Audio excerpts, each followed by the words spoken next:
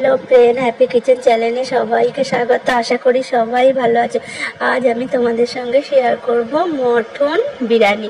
কত সোজাভাবে মটন বিরিয়ানি বাড়িতে পুরো দোকানের মতো বিরিয়ানি করা যায়। প্রথমে আমি এখানে 4টে পেঁয়াজ নিয়েছি, পেঁয়াজগুলো কেটে নিয়েছি। তারপর সর্ষের তেল দিয়ে পেঁয়াজ, কাঁচা লঙ্কা, তেজপাতাকে বাদামি করে মটনগুলোকে দিয়ে নাড়াচাড়া করে তারপরে 2 চামচ নুন দিয়েছি, জিরে, মরিচ, ধনে, হলুদ ও কাশ্মীরি লঙ্কার গুঁড়ো, আদা রসুনের পেস্ট দিয়েছি 2 চামচ, দিয়ে মাংসটাকে কমপ্লিট করে নিয়েছি। তারপর আমি এখানে হাঁড়িতে জল নিয়েছি, জলটা যেই ফুটে গেছে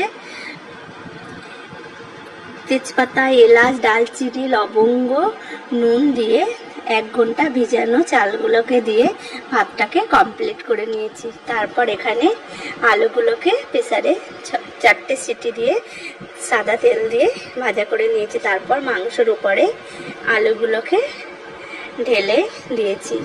তারপর আমি এখানে বিরিয়ানির মশলা, টক দই ও একটা পাতিলেবুর রস আমি এখানে নিংড়ে দিয়েছি। দিয়ে তারপরে আমি উপরে ভাতগুলো দিয়ে দিয়েছি। তারপর আমি একটা পাতিলেবুর রস দিয়েছি।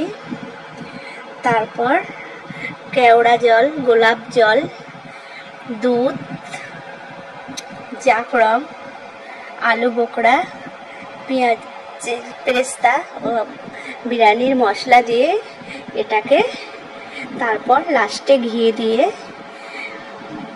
গ্যাসটাকে আস্তে করে হাঁড়িটাকে বসিয়ে রেখেছি। বিরিয়ানি কমপ্লিট।